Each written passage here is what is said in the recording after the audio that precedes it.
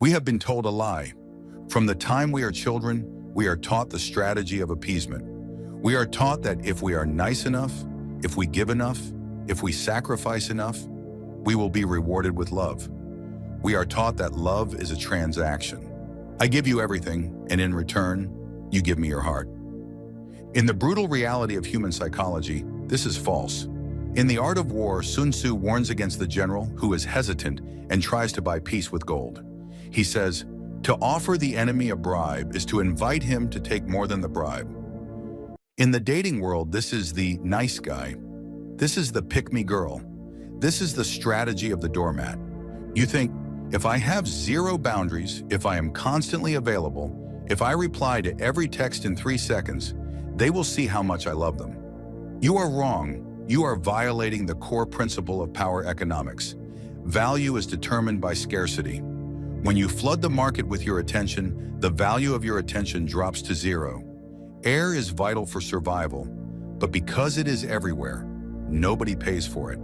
Diamonds are useless, but because they are rare, people kill for them. By being nice, you are making yourself air. You are invisible. You are not being noble. You are being weak, and nature abhors weakness. The predator does not respect the prey that rolls over. The predator eats it.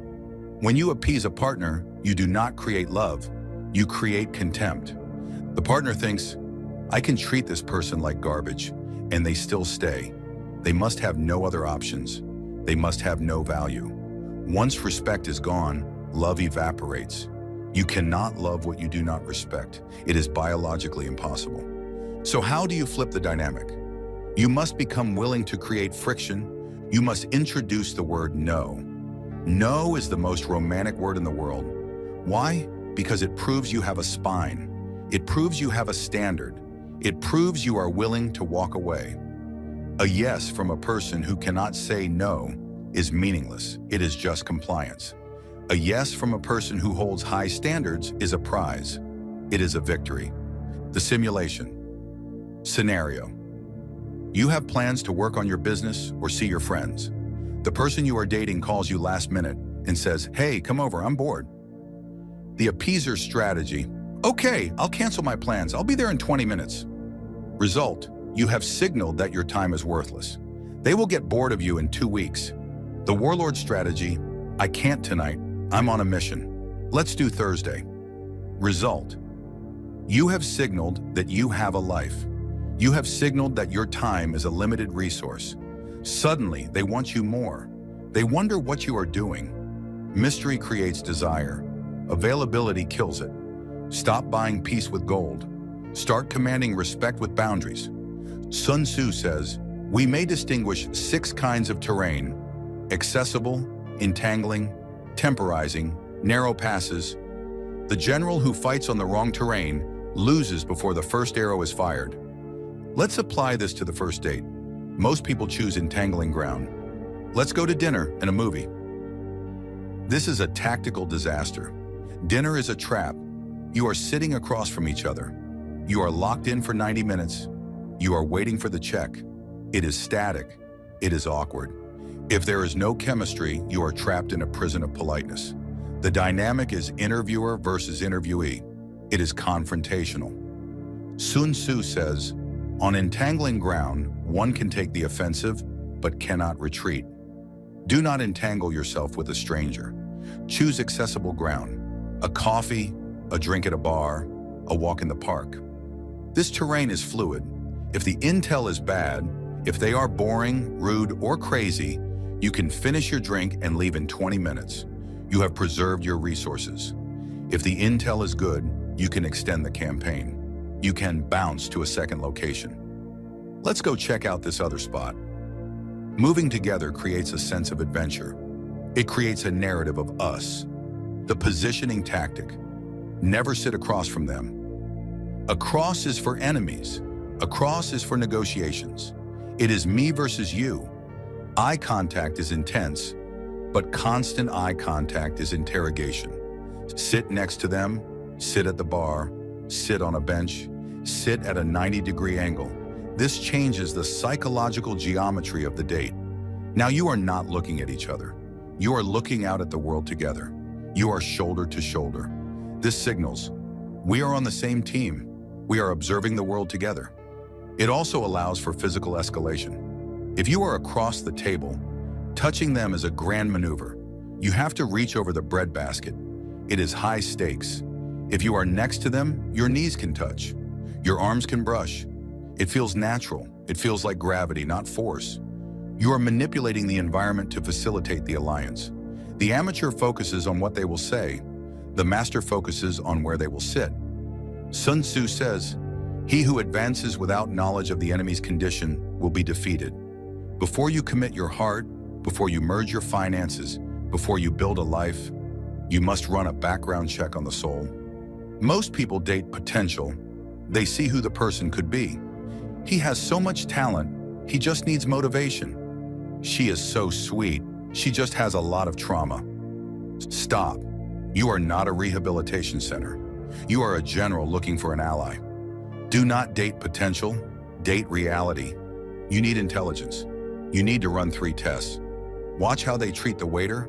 Watch how they treat the Uber driver. This is the power test. The waiter is in a position of service.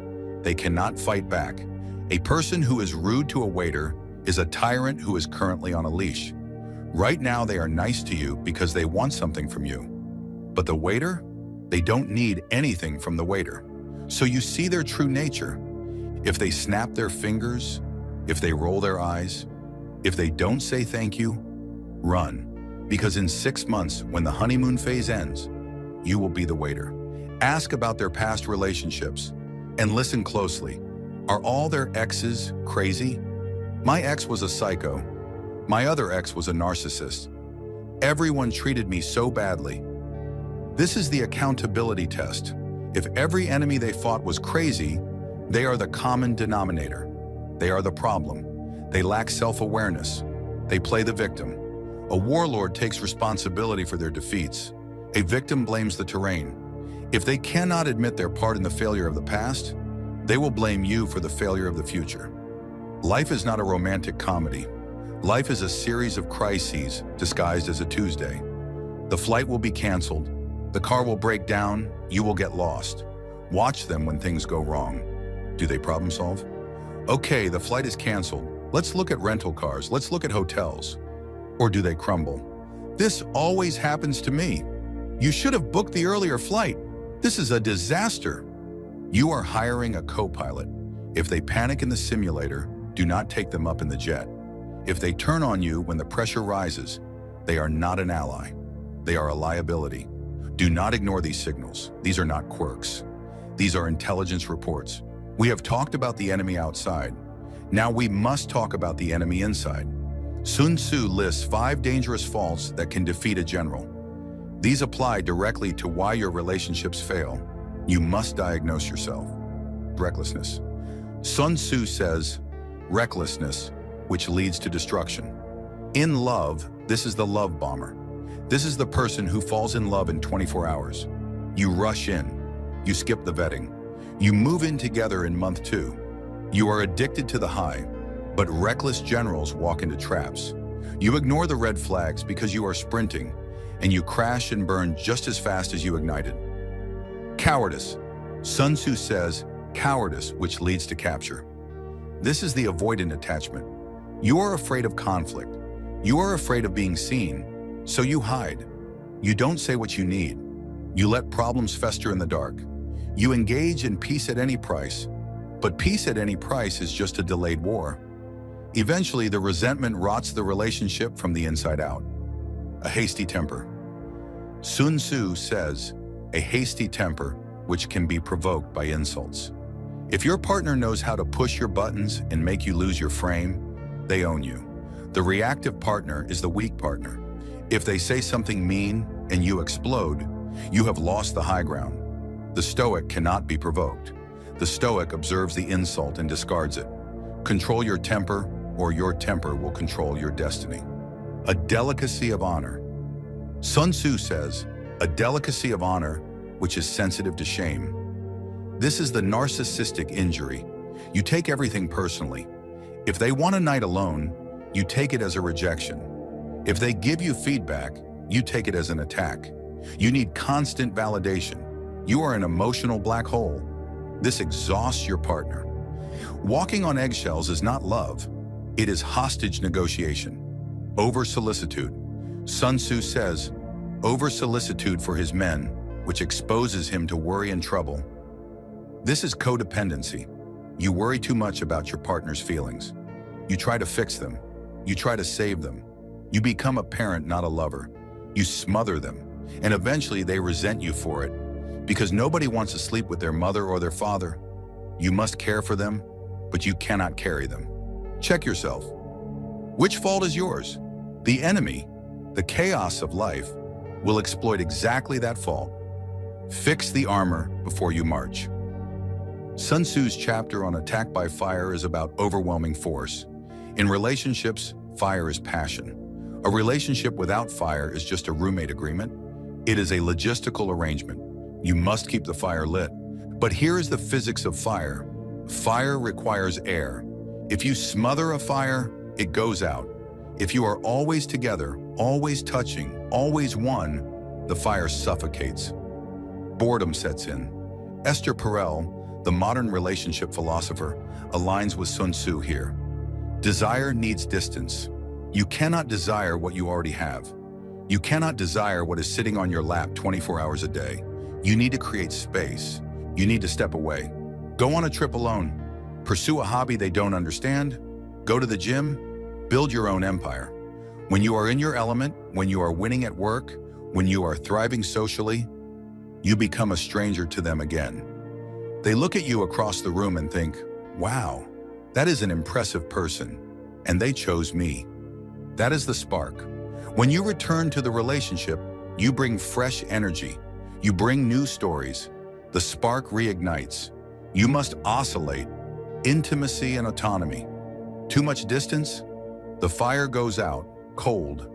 Too much closeness? The fire suffocates, boredom. Master the oscillation. Be close enough to love, but far enough to be admired. Love is not a fairy tale. Love is a discipline. It is a battlefield of egos, hormones, and logistics. If you approach it like a child, hoping for magic, you will be a casualty. You will be one of the millions of walking wounded, bitter, and confused, wondering why it didn't work out.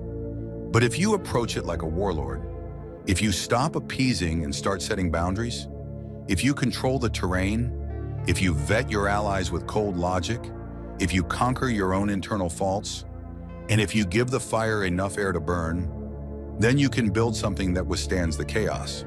You can build an empire of two. Stop looking for a soulmate. Start looking for a running mate. The war is already happening. The only question is, are you commanding the field or are you just a casualty? Master the art of war. Master the art of love. On this channel, we cover many different topics like the one in this video. If you enjoy this type of content, please don't forget to hit the subscribe button. Otherwise, we may never see each other again. See you again soon.